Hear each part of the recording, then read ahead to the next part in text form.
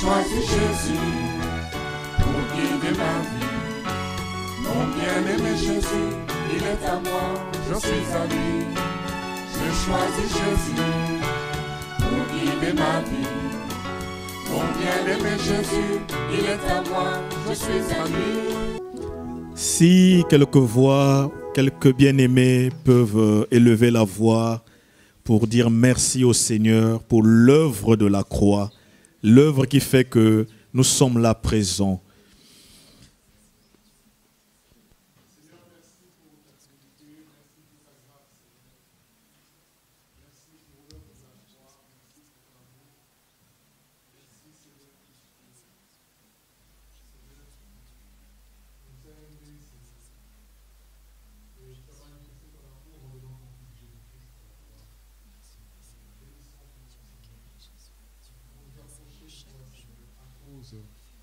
De Jésus qui s'est donné pour nous. Et Seigneur, nous te disons merci pour ce temps, Seigneur, où nous pouvons entrer dans ta présence et t'adorer, te glorifier ensemble avec les frères et les sœurs et recevoir ta parole, Seigneur. Merci pour ta fidélité. Au nom de Jésus.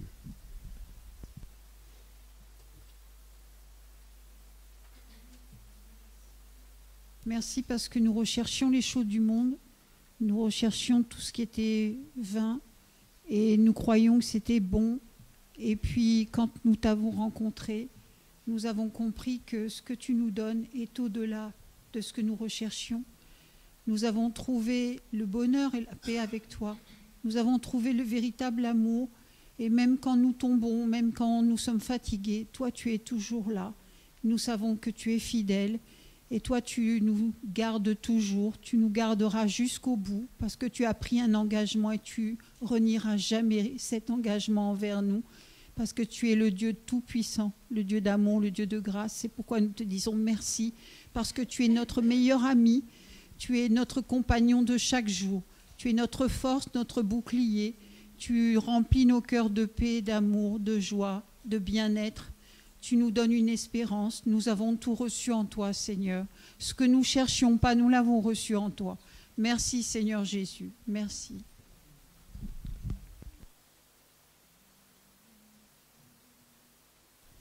Gloire à Dieu. Bien-aimé, comme on a chanté, le pauvre dit, le pauvre est riche.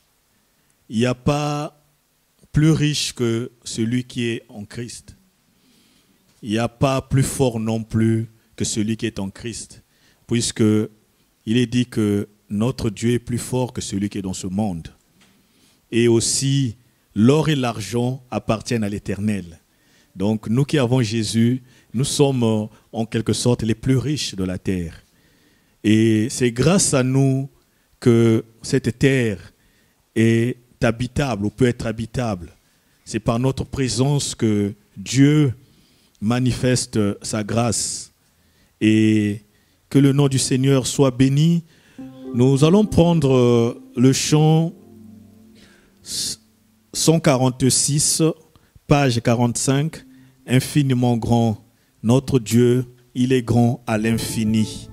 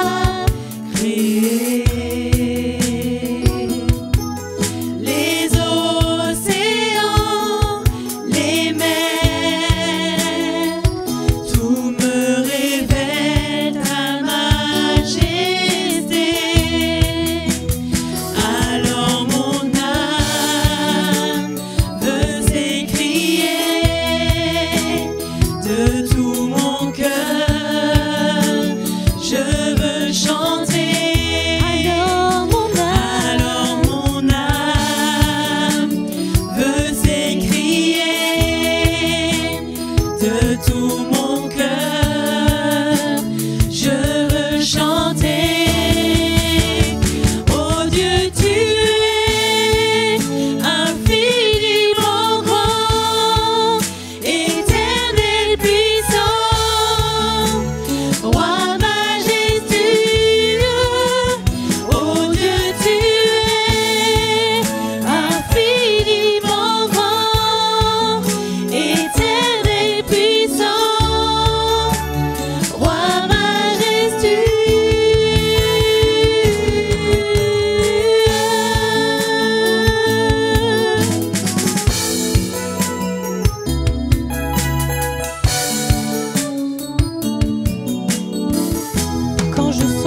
tu m'as fait.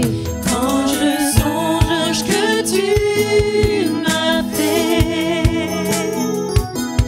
que tu t'es révélé à moi,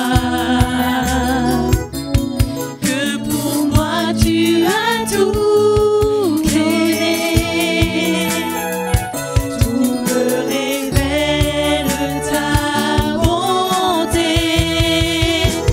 Alors mon cœur veut s'écrier de tout mon cœur, je veux chanter. Alors mon âme veut s'écrier de tout mon cœur, je veux chanter. Oh Dieu, tu es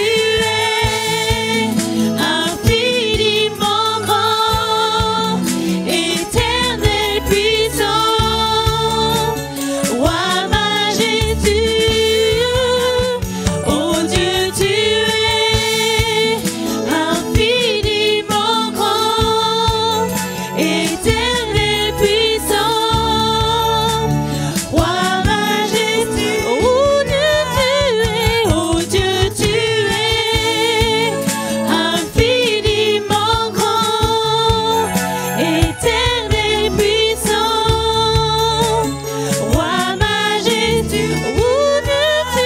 Oh Dieu, tu es infiniment grand, éternel puissant, roi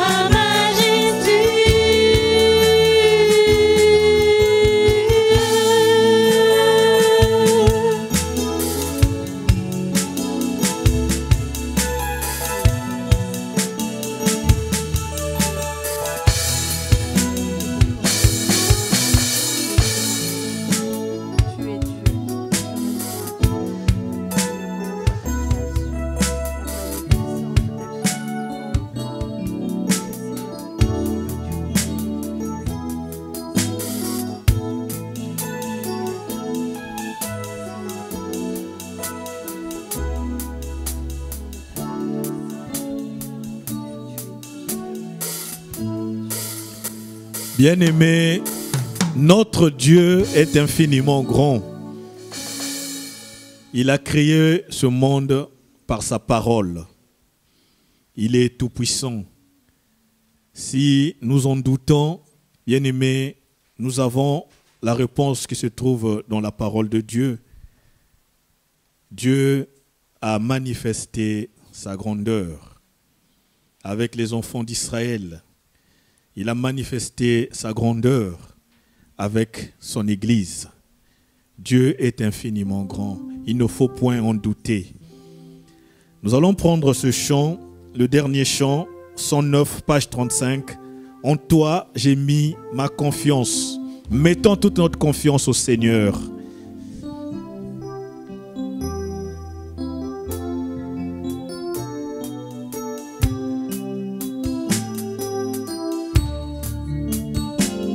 En toi j'ai mis ma confiance, je ne serai jamais déçu.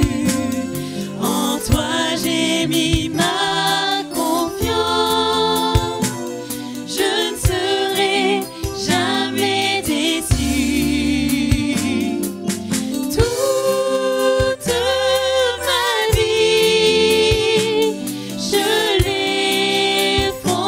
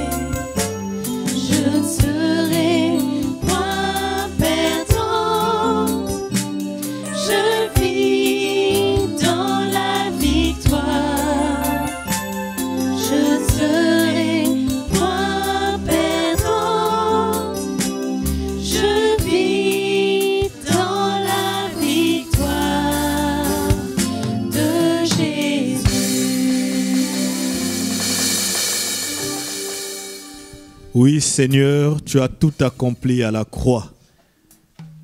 Et Seigneur, nous voulons te faire confiance à 100%. Nous voulons vivre que pour toi, Seigneur, et par toi. Nous voulons nous laisser conduire, Seigneur, par ton Esprit Saint. Merci, Seigneur, pour ce temps de louange et d'adoration. Seigneur, nous allons passer à l'écoute de ta parole. Comme il est écrit que l'homme ne vivra pas de pain seulement, mais de toute parole qui sort de ta bouche à toi, Seigneur. Merci pour ton serviteur. Remplis-le de ton Esprit Saint et qu'il annonce ta parole avec assurance. Dans le nom puissant de Jésus-Christ. Amen.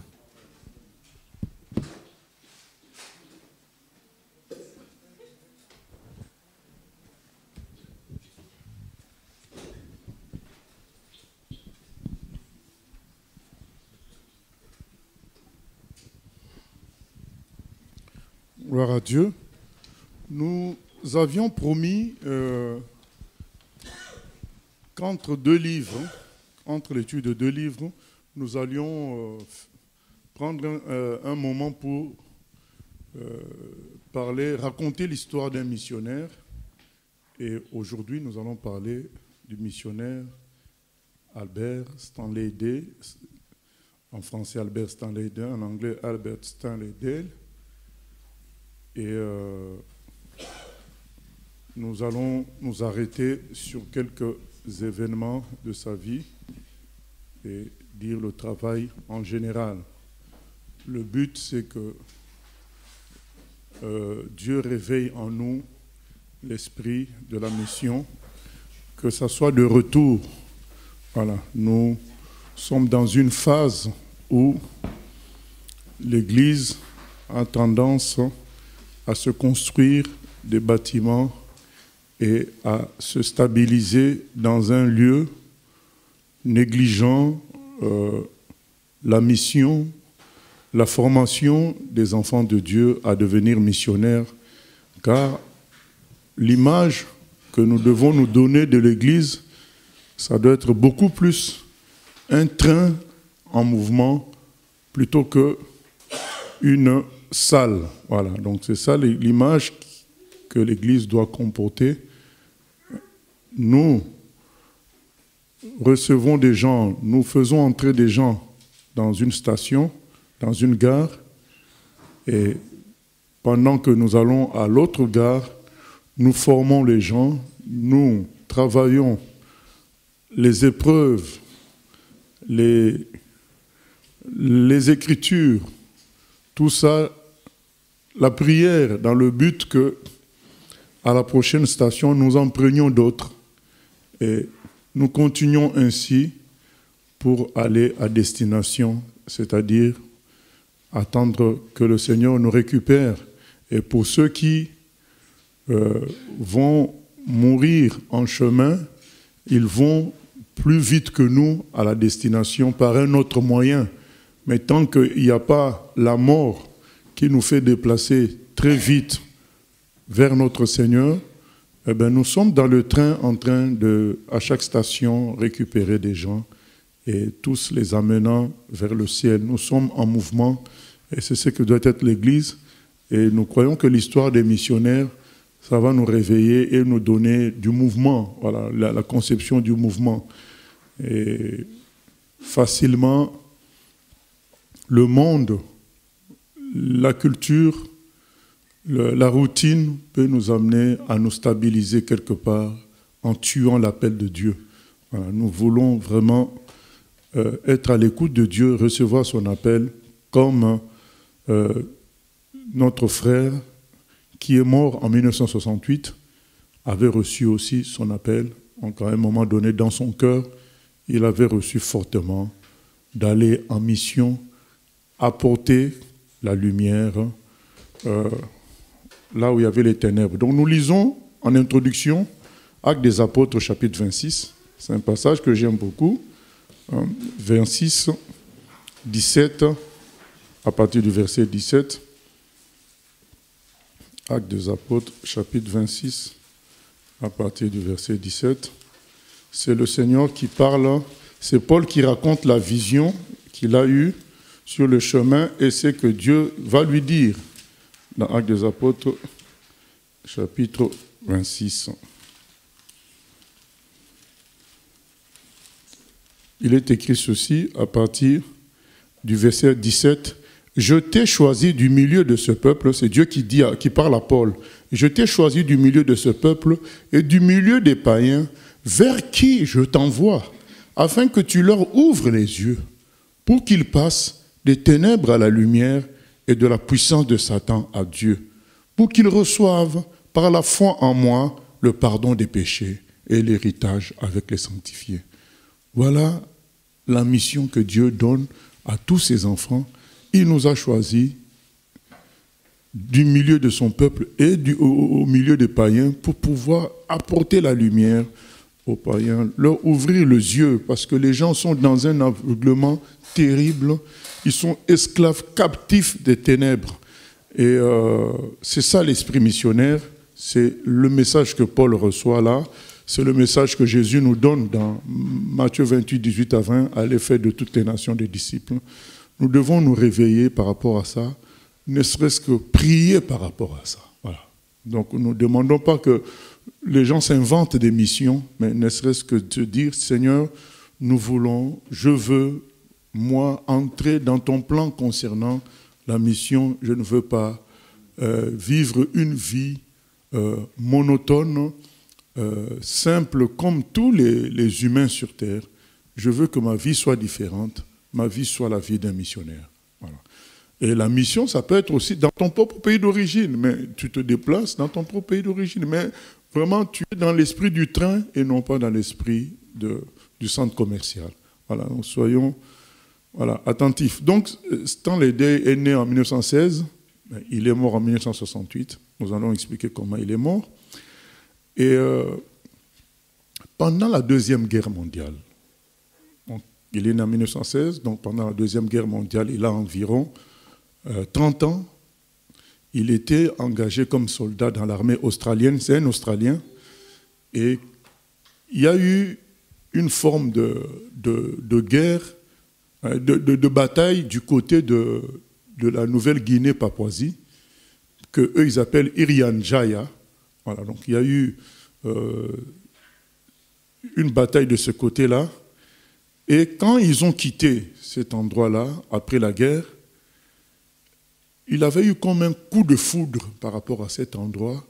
Et il s'était promis qu'il reviendra. Cette fois-ci, pas avec les armes humaines, mais avec les armes du Seigneur. Il s'était promis qu'il reviendra dans cette région-là, une région non connue par les humains, entre guillemets, civilisés, parce que c'était un endroit pratiquement inaccessible. Donc il fallait passer plusieurs vallées, et dans des vallées qui se succèdent à montagne-vallée, et dans une forme de forêt pas facile. Et donc lui s'était dit, quand il avait vu ça de loin, il a eu comme un coup de foudre qu'il faut qu'il aille là-bas. Du coup, quand la guerre s'est terminée, il a tenté avec une première organisation missionnaire.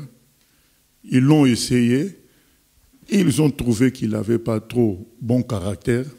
Du coup, ils ne l'ont pas retenu, ils ne l'ont pas sélectionné.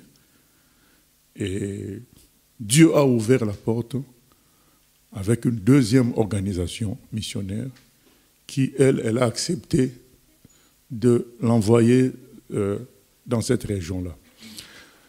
Alors, nous recommençons acte 26 quand on dit « Je t'envoie ouvrir les yeux de ceux qui sont dans les ténèbres pour les amener à la lumière. » Vous savez, bien aimé, il y a ténèbres et ténèbres. Et ces gens-là étaient dans plusieurs formes de ténèbres. Les premières ténèbres les plus simples, c'est les conditions humaines de vie. Ils vivaient dans les montagnes, là où il fait froid, mais sans avoir de vêtements. Donc les hommes n'avaient que pour vêtements un cache-sexe, c'est tout. Et les femmes, quelque chose, une sorte de pagne pour couvrir le bas, c'est tout. Mais ils vivent dans les montagnes où il fait froid, donc ils n'avaient que des cases, des huttes. Et ils se chauffaient, donc ils étaient réchauffés par le feu qui faisait, ils n'avaient pas de vêtements. Et donc, vivre dans ces conditions-là, ce n'était pas facile. Et c'était une région ténébreuse dans le sens où il faisait toujours plus gris qu'à Rouen. Parce que déjà, si tu habites à Rouen, tu sais que c'est souvent gris. Mais là-bas, c'était plus gris qu'à Rouen, avec une forte humidité. Donc, il y avait la fraîcheur, l'humidité. Souvent, il y avait des nuages, donc il faisait presque souvent gris. Donc, quand il faisait beau pour eux, c'était extraordinaire. Et ces gens-là vivaient comme ça, ayant comme nourriture principale les patates douces. Nourriture principale, et ils avaient des cochons qu'ils élevaient, mais qu'ils ne mangeaient presque pas, puisque ces cochons leur apportaient beaucoup de choses. Donc, d'une manière concrète, ils servaient à la propreté du jardin, à beaucoup de choses. Et ils avaient comme principale nourriture les patates douces. C'était déjà les ténèbres par rapport aux conditions de vie. Et il y avait d'autres ténèbres, les ténèbres spirituelles, terribles, terribles. Ces gens-là étaient sous la domination des esprits qu'on appelait les esprits Kembu. Et ils avaient des prêtres, ces esprits-là, qui faisaient régner la terreur dans cet endroit-là. Et quand ils avaient comme ça 2 saisons de fraîcheur, de pluie, sans voir bien le soleil, ils considéraient qu'il y avait un péché au milieu d'eux. Ils faisaient des sacrifices horribles. Et c'était terrible. C'était terrible. Mais dans leur histoire, ils se disaient que Dieu les avait quittés, qu'un jour il reviendra. Voilà. Donc ils avaient comme une sorte de légende de ce genre-là. Et donc, imaginons une telle vie.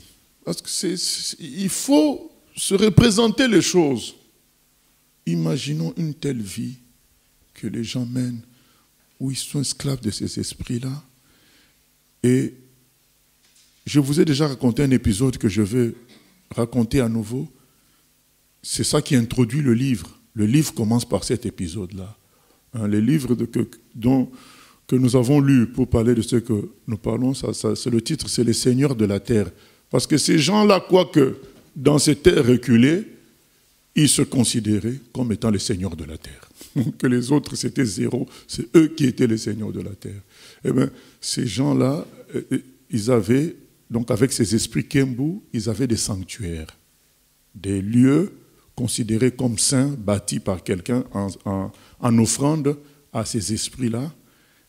Les femmes n'avaient pas le droit de mettre pied sur ces lieux-là.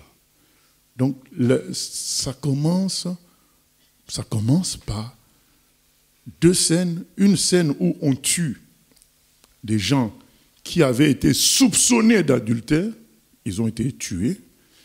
Et la scène la plus horrible, c'est celle qui concerne Nindik, une fille de 6 ans qui, en jouant avec les autres enfants, s'est un peu éloignée et a fini par se retrouver dans un de ces sanctuaires-là qui n'avait pas non plus une forme de construction que tout le monde va se dire, mais là, c'est un lieu saint. Surtout un enfant de 6 ans, elle ne pouvait même pas y penser. Et quelqu'un l'a vu.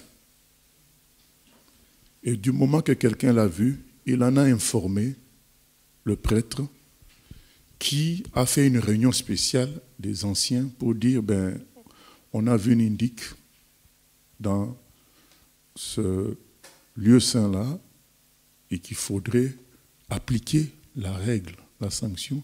C'est que si une femme se retrouve dans un lieu saint, un membre de sa famille doit la tuer. Vous voyez le supplice. Ce n'est même pas une équipe de guerriers qui va te prendre pour te tuer, mais on exige que ça soit fait pour laver le péché. Il faut que ça soit fait par un membre de la famille.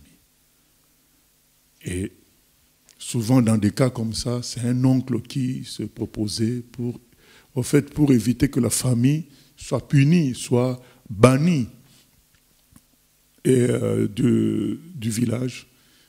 Un oncle se proposait, un cousin se proposait comme ça. Mais là, c'est une fille de 6 ans. Il n'y a eu personne pour se proposer. Et tout le monde aimait cette fille.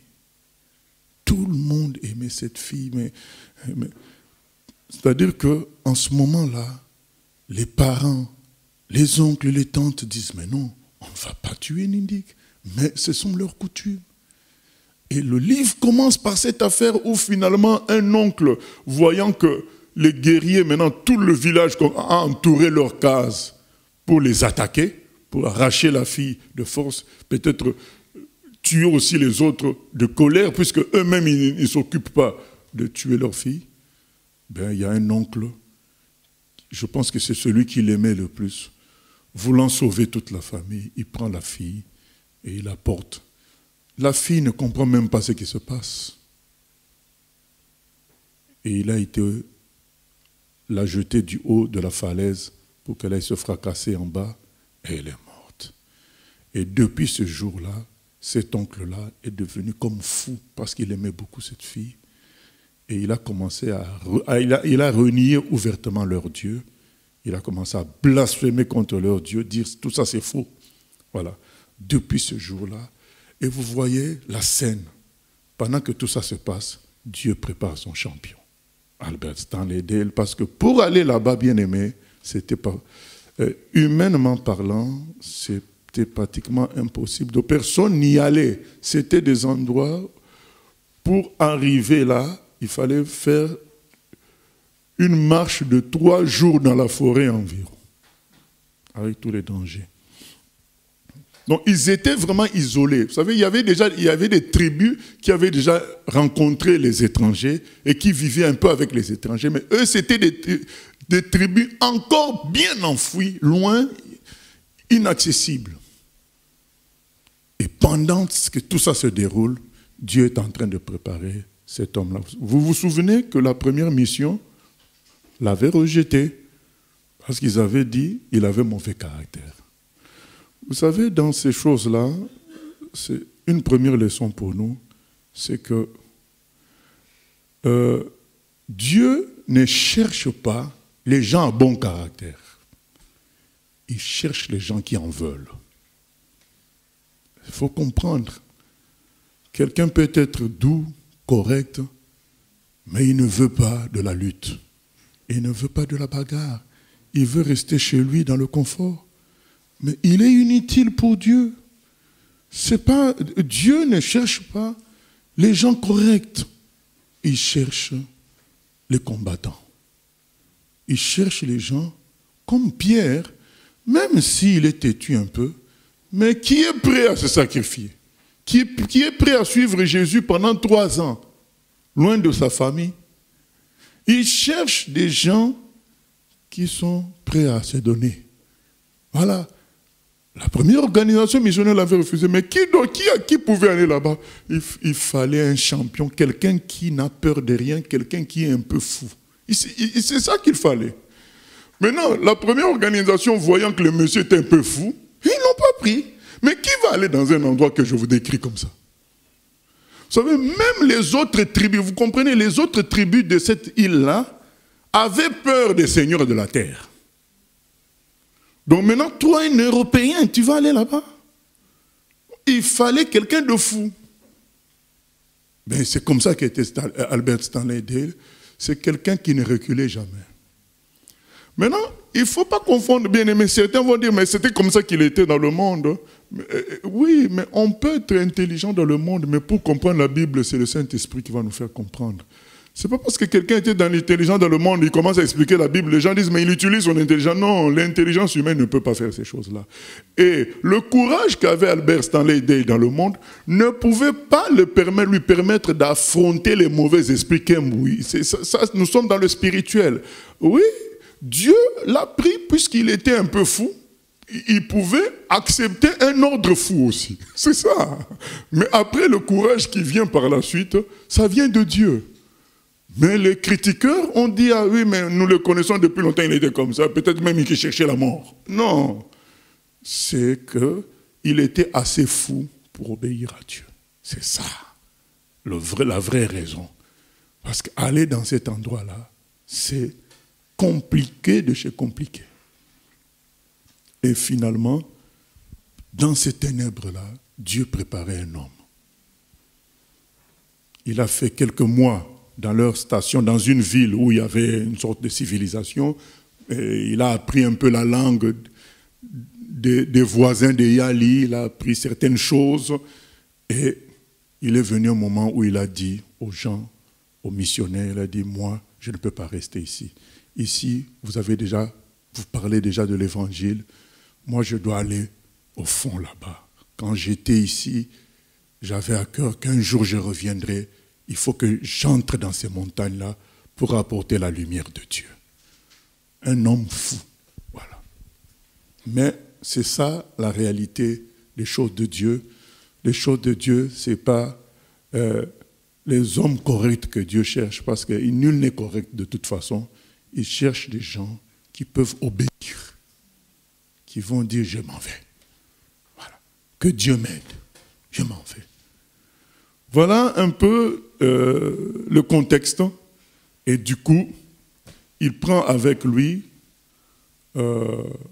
quelques porteurs pour porter les sacs. Et il y avait aussi un autre Européen, un autre occidental avec lui. Ils étaient à deux. Ils sont partis. Et l'autre... et puis, ils avaient maintenant un guide qui savait parler, puisque les autres, les porteurs, c'était des gens de ces tribus-là, de cette région-là, mais ils ne connaissaient pas la langue des Yali. Il y avait un seul qui connaissait la langue des Yali, donc, qui était de cette tribu de Dani, donc là où il y avait la station missionnaire. Il y avait la station missionnaire. Et ça nous montre qu'il fut un temps où nous avions vraiment des églises qui travaillaient. Donc il y avait des stations missionnaires à gauche, à droite, qui progressaient petit à petit. Et il prend ce guide-là et les porteurs, ainsi qu'un collaborateur, ils prennent la route. Et il faut savoir que tout ce que je dis là se fait pendant que... c'est un homme marié, hein, Albert Stanley Day. Donc en ce moment, ce qu'il fait là, c'est que sa famille est restée dans la station missionnaire. Lui, maintenant, il s'embarque pour aller chez les Yali. Ce n'est pas facile, bien-aimé, de savoir que tu vas vers la mort, en quelque sorte. Est-ce que ces gens-là sont connus pour être des tribus anthropophages? Et donc, ils mangent les humains. Donc, quand ils se font la guerre, quand ils t'attrapent, après, ils te mangent. Donc, maintenant, c'est là-bas que tu vas, tu ne connais pas la langue, tu n'as qu'un seul guide qui connaît cette langue-là. Et après, je crois, 3 jours environ difficiles de marche, ils arrivent. Et quand ils voient, ils voient maintenant le village de Balinga, là où il allait à peu près s'installer, quand il voit ça, le guide les quitte, il fuit, il va à nous. C'est parce qu'il connaît ces gens-là. Donc s'il n'explique pas bien, ils sont tous tués. Le guide le fuit pour aller déjà dire aux gens là, mais ne nous tuez pas, nous ne sommes pas venus pour chercher des problèmes, ainsi de suite. Lui, alors que le guide fuit pour aller voir déjà ces gens-là, lui, Stanley Day, au lieu d'attendre, il va aussi. Donc je vous dis, c'est quelqu'un qui ne reculait pas. Il arrive là-bas, il commence déjà à observer où l'avion va atterrir pour les amener. Il cherche un endroit où l'avion va atterrir pour leur amener les... Donc il s'est déjà dit que je reste. Et pendant qu'il fait cette démarche-là d'observer, il piétine le côté des tribus qui étaient en guerre avec les Yali. Avec les gens, plutôt tous ces Yali, les gens de Balinga. Et pendant qu'il marchait, les gens, où lui il est arrivé, les gens de Balinga le suivaient derrière. Et il se retrouve maintenant face à face avec l'autre tribu parce que lui il marchait, il est parti. Lui ne sait pas tout ça. Mais il faut imaginer la peur des gens qui savaient, les porteurs. Les porteurs, je crois qu'ils avaient déjà fui. Mais il faut imaginer la peur du guide, l'autre missionnaire qui ne faisait qu'intercéder. Et finalement, les autres de l'autre tribu, ils sortent leurs âmes. Et le guide dit, ne le tuez pas, il n'est pas venu chercher les problèmes. Et lui, ne comprenant rien à ça, il fait face au guerrier. Lui, il est conscient que Dieu est avec lui, il n'a rien à craindre. Il fait face au guerrier, il les regarde face à face, ces gens-là se calment d'eux-mêmes. Au lieu de s'arrêter là, quand maintenant on lui apprend que ces tribus-là sont en guerre, là où ils viennent d'arriver et là où il a marché, il dit au guide, va leur dire qu'à partir d'aujourd'hui, ils doivent se mettre en paix. Oh, le guide dit, mais vous ne savez pas de quoi vous parlez, monsieur. Il dit, c'est moi qui te donne l'ordre, dis-leur que c'est moi qui ai dit qu'à partir d'aujourd'hui, ils doivent être en paix. Et c'est à partir de ce moment-là qu'il y a eu la paix entre les deux tribus. Voilà un épisode déjà, le jour de l'entrée, dont j'avais dit, je vais raconter quelques épisodes, et à l'entrée, il évite une guerre, il évite la mort, le premier jour déjà. Mais c'est comme un fou, mais en réalité, c'est la puissance du Saint-Esprit. Voilà, c'est ça. C'est peut-être sa folie de départ qui lui permet d'accepter cette puissance du Saint-Esprit. Parce que le Saint-Esprit donne la puissance à qui le veut, à qui croit. Et bien, sa folie de départ lui a permis de recevoir ce courage-là. Et entre-temps, Deleu, son collaborateur, était en train toujours d'intercéder, de prier. Et il était reconnu dans les milieux missionnaires comme étant un peu fou. Et donc l'autre priait. Mais les gens, au moins, se disaient, lui, il va travailler. Et le deuxième épisode, c'est lequel? Quelques jours plus tard, je vous ai raconté l'histoire de Nindik qui est morte parce qu'elle a mis pied dans un lieu, dans un sanctuaire. Ben, notre ami, lui, il va faire pire. Il va faire pire. Il va carrément détruire un sanctuaire. Lui ne sait pas. Il dit à son ami, je crois hollandais, il lui dit, oh, mais cet endroit-là, il est bon pour qu'on prépare déjà le terrain pour que l'avion atterrisse. Il dit rapidement, dites-leur que moi je m'en occupe. Et ayant parlé, il s'exécute de lui-même, il commence à détruire le sanctuaire. Or, un sanctuaire, c'était interdit pas seulement aux femmes, mais aux étrangers également. Donc, cet acte-là entraînait automatiquement sa mort. Donc, les guerriers s'étaient déjà levés et ils s'avançaient pour le tuer juste lorsque l'un d'entre eux leur dit « Oh, mais est-ce que ce n'est pas Kougouarak ?» Ben, Kougouarak, c'est qui? C'est le monsieur qui avait construit ces sanctuaires-là. Le monsieur, il était déjà mort. Maintenant, l'un d'entre eux dit, mais son visage ressemble à Kougouarak. Peut-être Kougouarak est revenu avec cette peau-là pour récupérer son bien. Laissons-le tranquille. C'est comme ça qu'il a eu la vie sauve.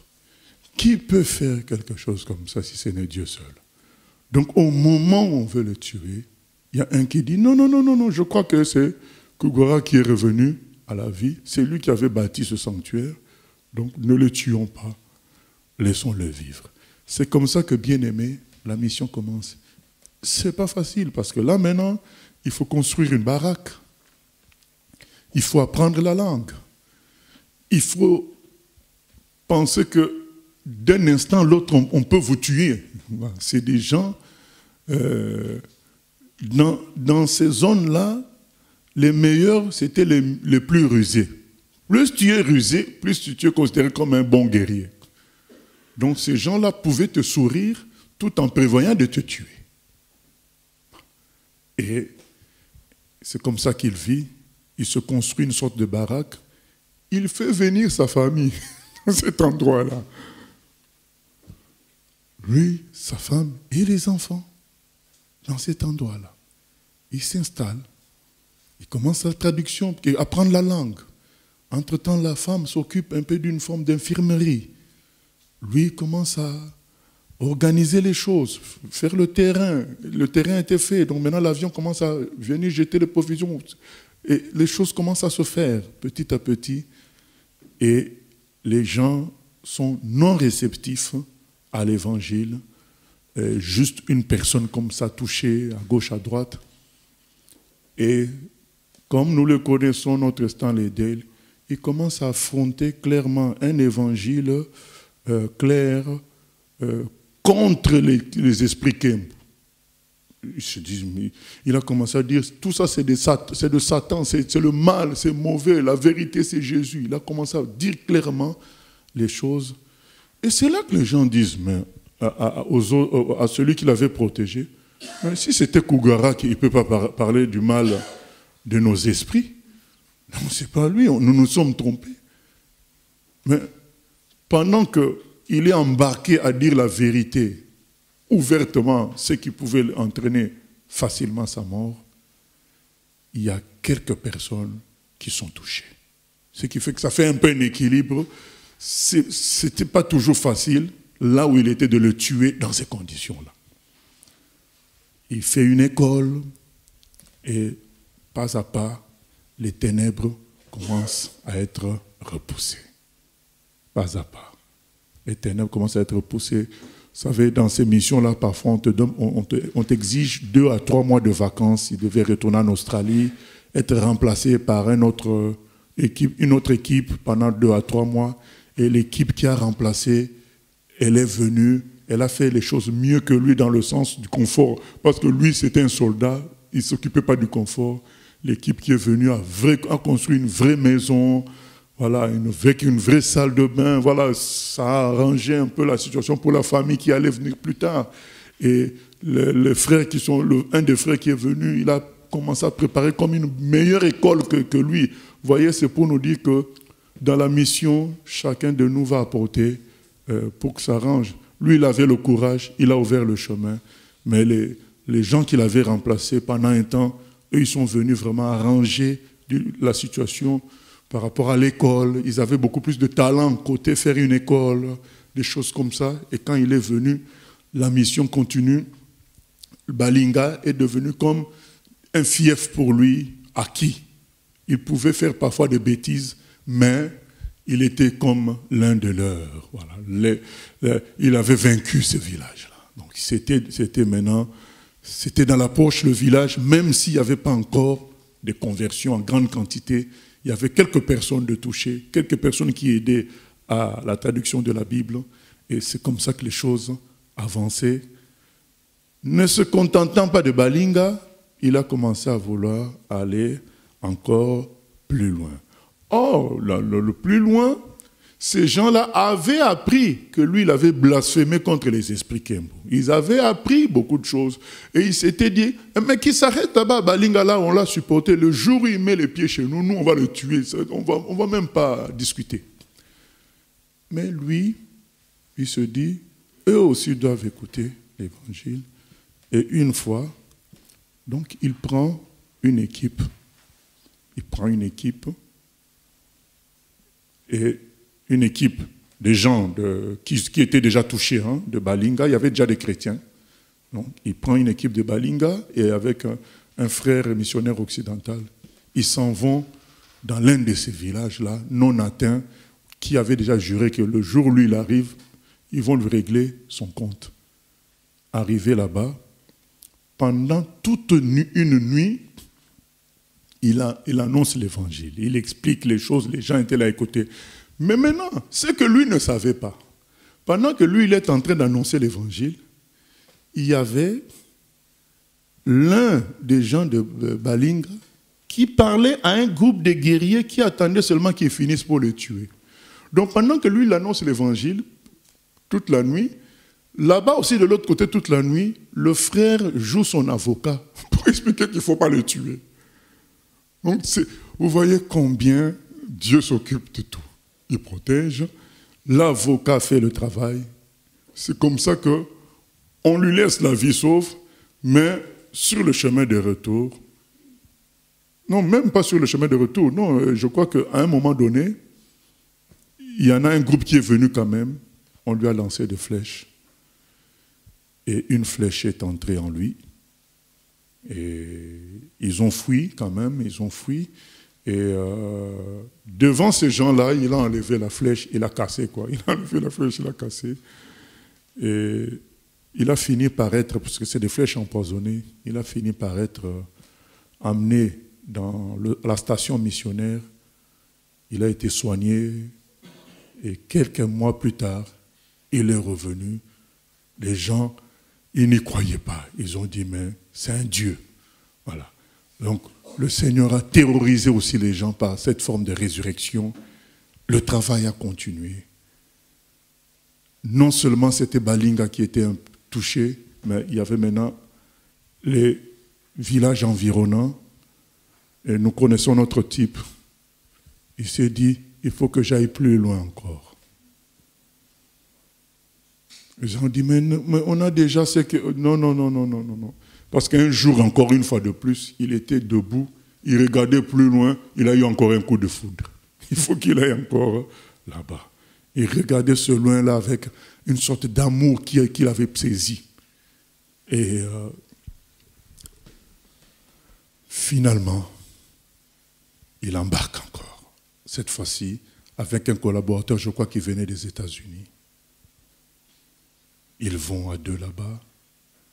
Et après avoir annoncé l'évangile sur le chemin de retour, ils ont commencé à les poursuivre. Ils sont arrivés devant un pont en liane. Ils ont traversé le pont. Ils pouvaient couper le pont, détruire le pont pour mettre vraiment de la distance entre eux et les poursuivants. Mais ils ont dit non. Si un autre missionnaire revient, il faut qu'il trouve un pont. Et l'autre raison aussi, je crois qu'ils n'ont pas voulu contribuer à une destruction. Ils avaient des armes. Ces gens-là avaient des flèches, mais eux, ils avaient des armes. En tuant 3 ou 4 personnes, les autres pouvaient avoir peur, et eux, ils s'en sortent. Ils ont dit, ils ont tiré seulement en l'air, mais les autres revenaient, ils étaient trop nombreux. Ils ont fini par lui mettre environ, beaucoup de flèches, ils ne tombaient pas, quoi. Beaucoup de flèches, ils ne tombaient pas, jusqu'à ce qu'ils finissent par mourir quand même. Et ils ont découpé leur corps. Et voilà, c'est comme ça que Stanley Dell, il meurt. Voilà, il meurt. Et c'est la tristesse dans la zone. Mais Dieu, lui, ne perd jamais de combat. Qu'est-ce qui s'est passé après sa mort? Il y a d'autres missionnaires qui venaient dans le coin, mais le pilote n'a pas su négocier l'atterrissage comme il faut. L'avion a craché. Et dans l'avion, la famille missionnaire est morte, sauf leur dernier enfant, qui était tout jeune. Lui seul est sorti vivant de l'avion. Et un vieux de ce village-là qui avait tué Stanley Dale a pris cet enfant en protection. Il a protégé des autres. Il a aimé jusqu'à ce que les autorités locales viennent récupérer cet enfant et le renvoyer aux États-Unis.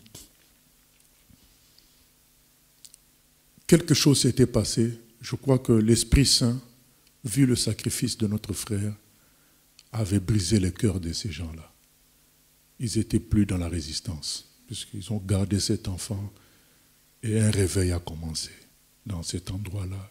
Il y a eu des conversions en grande quantité. Ce que le frère voulait vivre, eh bien, c'était manifesté.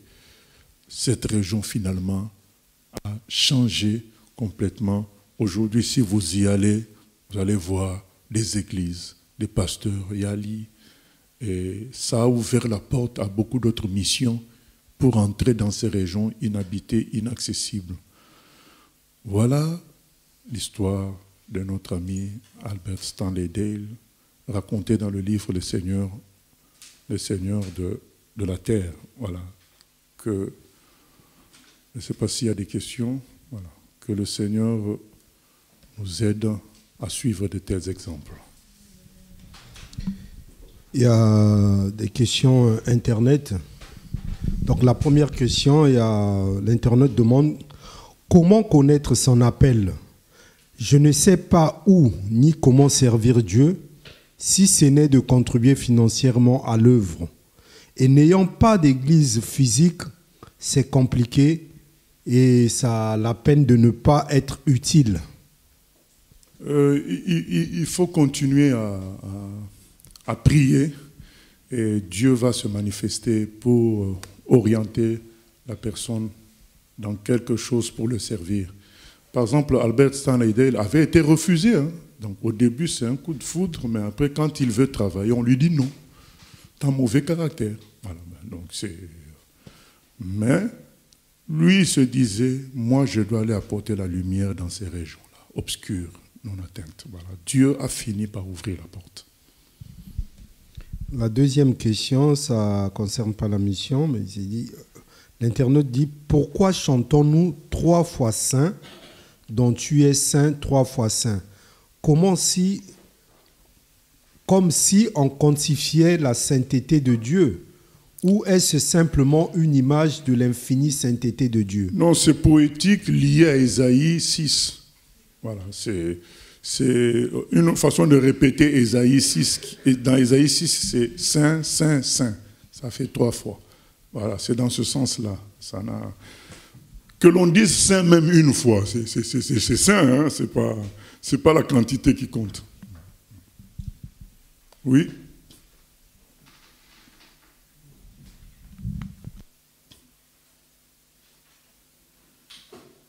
Merci.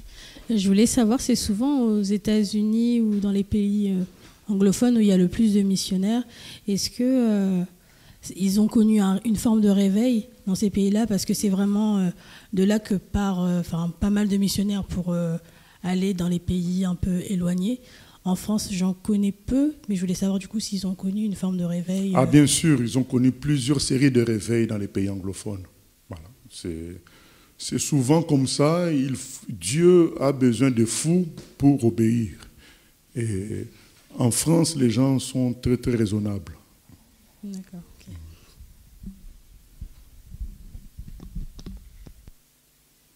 Oui.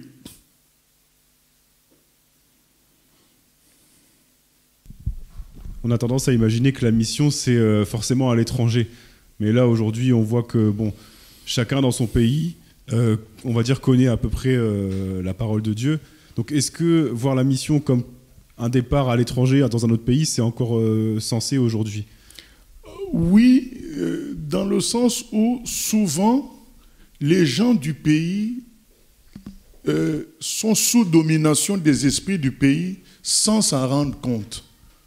Souvent, Dieu utilise des gens qui viennent de loin parce qu'eux n'ont pas connu la culture du pays, ils n'ont pas connu le système du pays, ils viennent avec autre chose.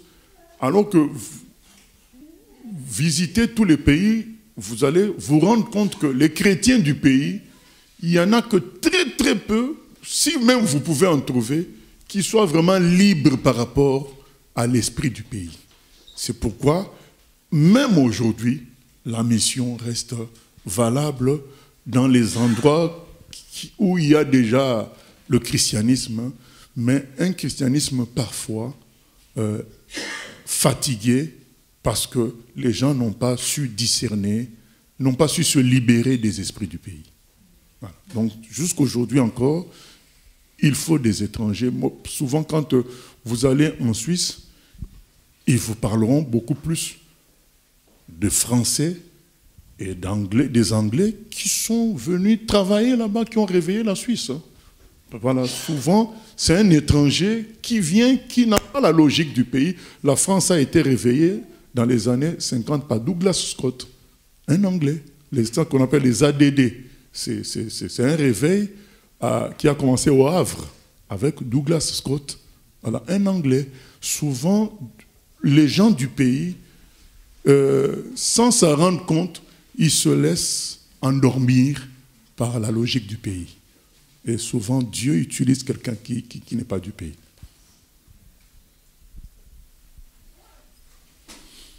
Voilà, nous allons prier. Oui, c'est d'accord.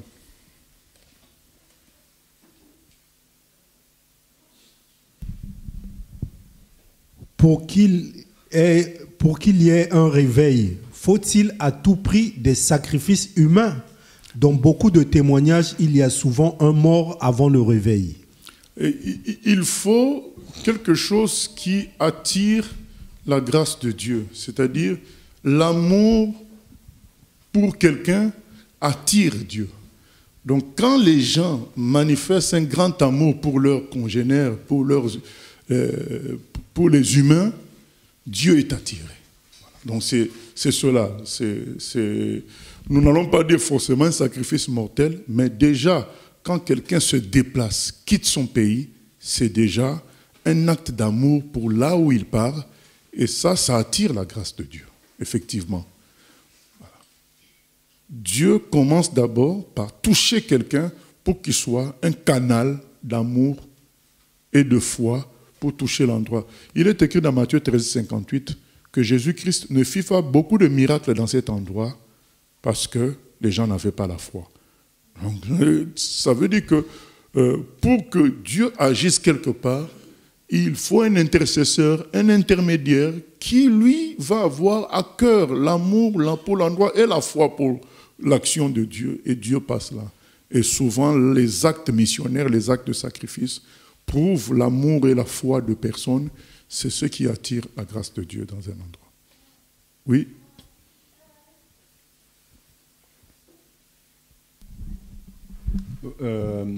Ça se fait pas forcément. C'est pas forcément un appel personnel. Partir en mission, c'est quelque chose qui inclut une communauté, enfin l'Église. Non, c'est personnel.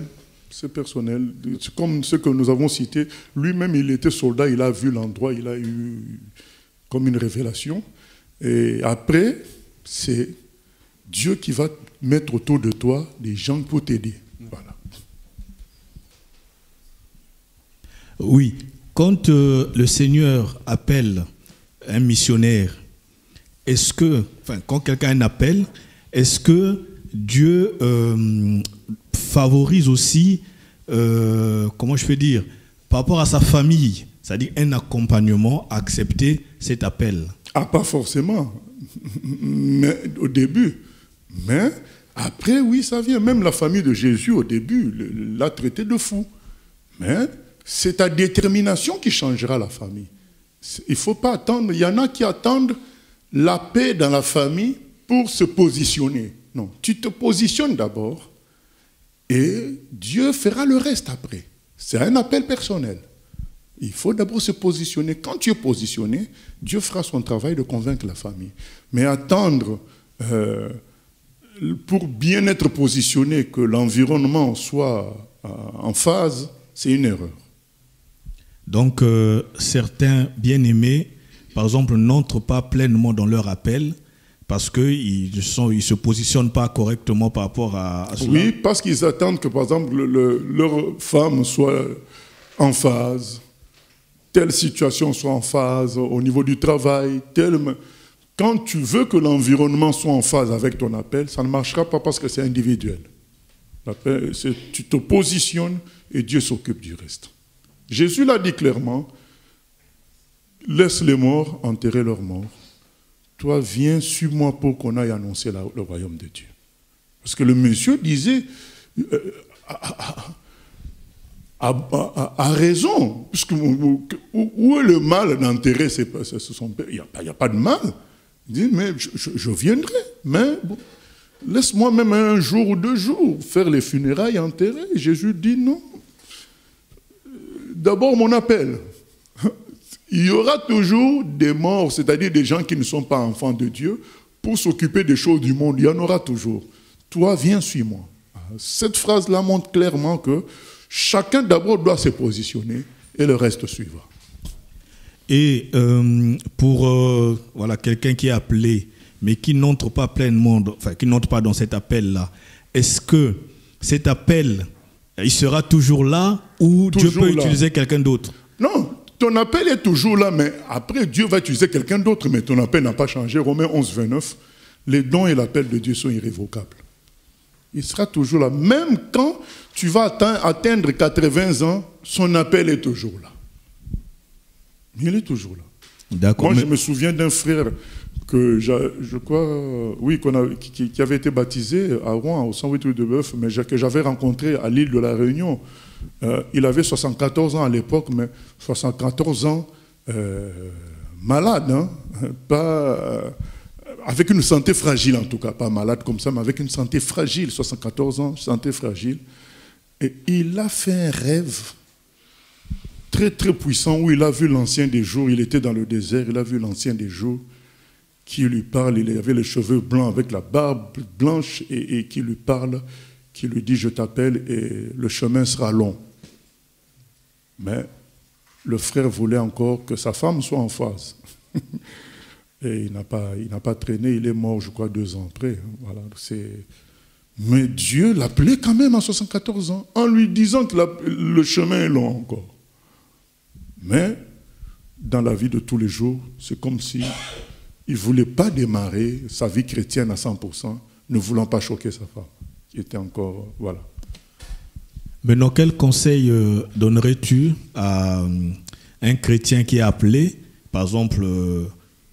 un exemple qui vit en France, mais le Seigneur, par exemple, peut l'appeler à aller servir peut-être en Asie, de s'installer là-bas, mais que sa famille, donc la femme ne veut pas. Qu'est-ce qu'il peut faire à ce moment-là? Il prie, mais il se positionne. Donc, on peut, par exemple, faire un voyage, pas encore définitif, parce que nous ne pouvons pas entraîner les gens contre leur gré. On peut toujours faire un voyage de prospection, et faire sa part, et Dieu fera sa part. Mais attendre que l'environnement soit d'accord, c'est une erreur. Oui. Il y a une question Internet, je pense pour moi que tu as répondu, mais je la pose quand même. Est-ce qu'il faut à tout prix y laisser sa peau? Il faut être prêt à laisser sa peau. Mais personne ne nous demande de laisser notre peau, mais d'être prêt à laisser sa peau. C'est ça le véritable amour. Jean 15. Il n'y a pas le plus grand amour que celui de donner sa vie pour ça. Nous lisons, tout ça c'est écrit. Hein. Parce que certains peuvent dire, mais il exagère. Non, je n'exagère en rien, c'est écrit. Il n'y a pas de plus grand amour que de donner sa vie pour ceux qu'on aime. Il faut être prêt à laisser sa peau. Pourquoi les missionnaires ne sont souvent pas compris ou acceptés par les missions institutionnalisées en place? Parce que Vas-y. Par exemple, Taylor, Hudson Taylor, y compris Stanley Idel que tu viens de dire. Parce que les gens qui sont dans l'administration, ils sont bien. Costume, cravate, ils ont leur salaire à la fin du mois, ils prennent le thé à 16 heures. Et toi, tu viens dire, ah, mais je vais dans la forêt. Oh, mais ce type-là, il va dire, mais petit, tu es fou. Donc, nous, on est là avant toi. Voilà. Ils se sont déjà habitués au confort. L'esprit de bagarre est parti. Voilà. Donc, c'est pourquoi les bagarreurs ne sont pas compris. Mais ces gens-là te diront, mais calme-toi. Mais pourquoi? Calme-toi comment? Dieu nous envoie. Voilà. Mais ces vieux-là te diront, petit, calme-toi, nous sommes venus avant toi.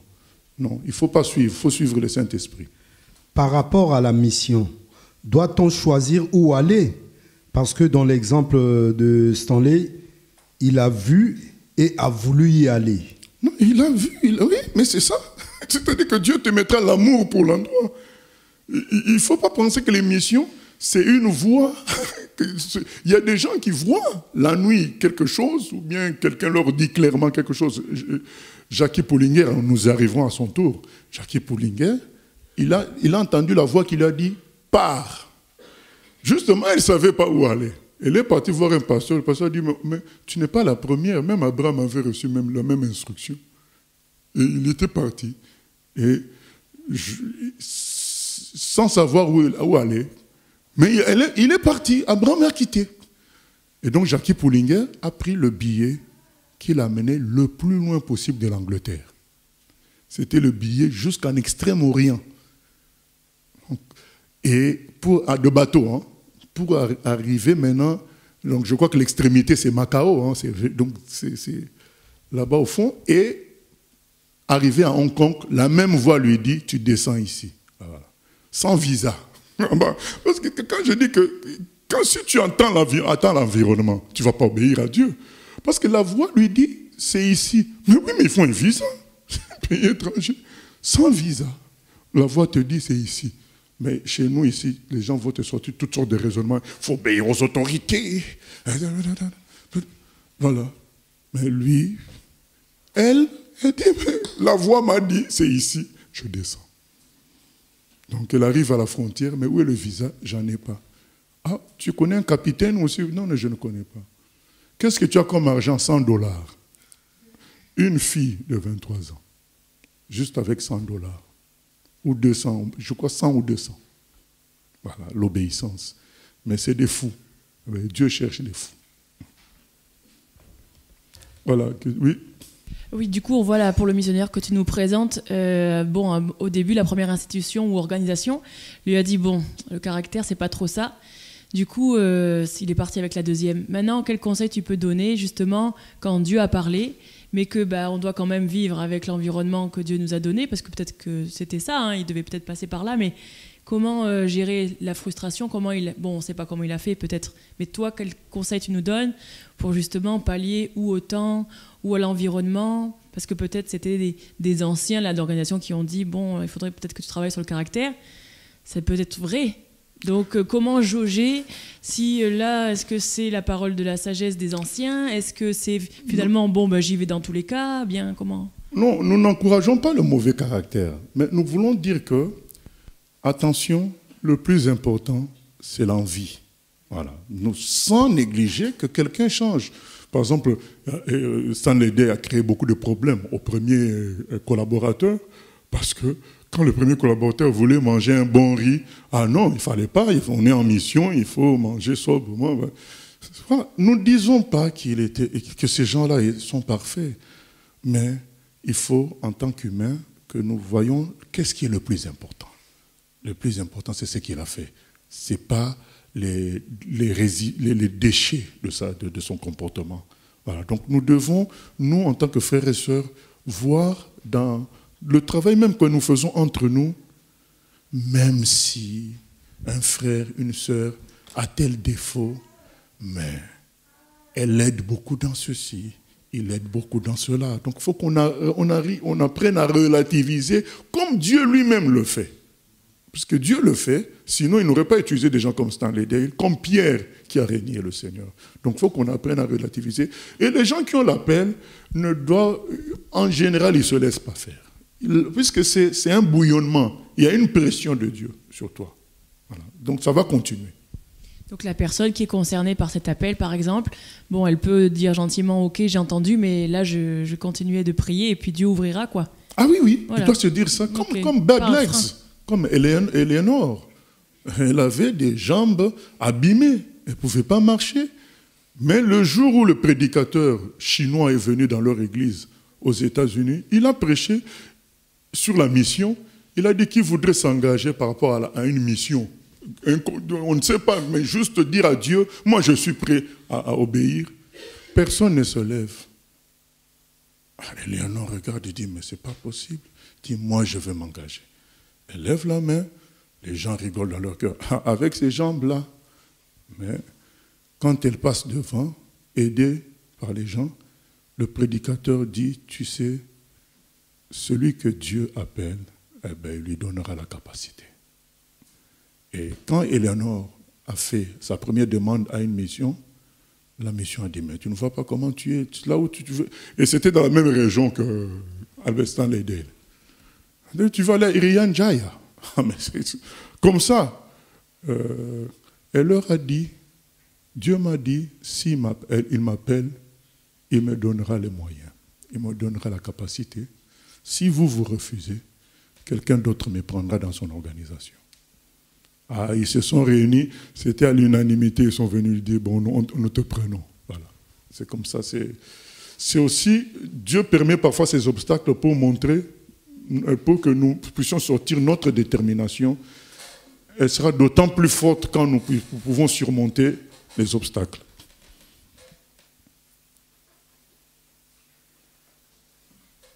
Oui. Oui, pasteur. Je voulais savoir, parce que parfois, quand Dieu appelle comme ça, on peut... est-ce qu'on peut donner, enfin, pas des conditions, mais on se dit, on ne veut pas que ça soit la chair, ou bien que ce soit nous qui voulons partir pour le fait de partir, mais mettre aussi le Seigneur en défi et dire, bah, par exemple, Seigneur, si c'est ta volonté que je parte, voilà, que ça se produise, ou quelque chose, un signe, quelque chose qui fait que tu te dises que ce n'est pas toi qui est dans l'action, mais que vraiment que c'est le Seigneur qui agit. Oui, demander le signe, ce n'est pas mauvais. Gédéon a demandé un signe, il n'y a pas de problème. Si vraiment nous sommes hésitants, mais si c'est par caprice pour se dire j'ai eu un signe, Dieu ne donnera pas. Mais si c'est vraiment une vraie hésitation, Dieu donnera le signe. Oui, j'avais aussi une autre question.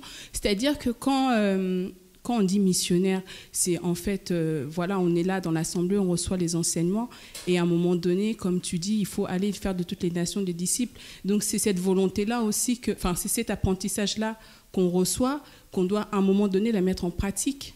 Ou est-ce que c'est le Seigneur lui-même qui sait que telle personne, je les ai appelés hors d'eux? Non, non, non, qu'est-ce que je peux dire par rapport à ça? Nous sommes tous appelés, il s'agit maintenant d'être prêts, de dire au Seigneur, je le veux aussi. Il s'agit juste de répondre, je le veux aussi. Et lui dessinera les choses. Et une autre question, c'est que une fois que tu décides ou tu te dis, bah voilà, je suis convaincu que voilà, le Seigneur m'appelle à tel endroit, quand tu arrives dans l'endroit, qu'est-ce que tu fais? Tu continues à rechercher la face de Dieu en disant, Seigneur, maintenant je suis là, qu'est-ce que je fais? Comment tu conduis les choses, ou est-ce que tu... Ah non, les missionnaires ont toujours les idées.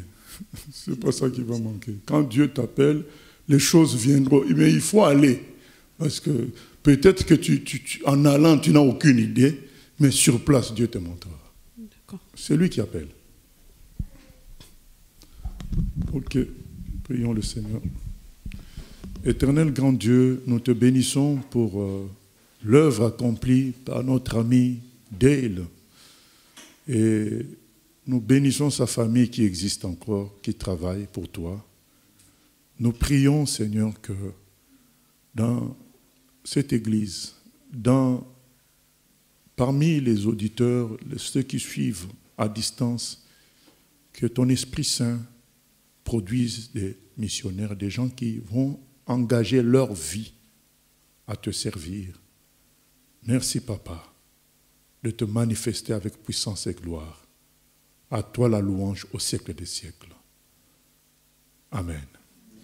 Gloire à Dieu.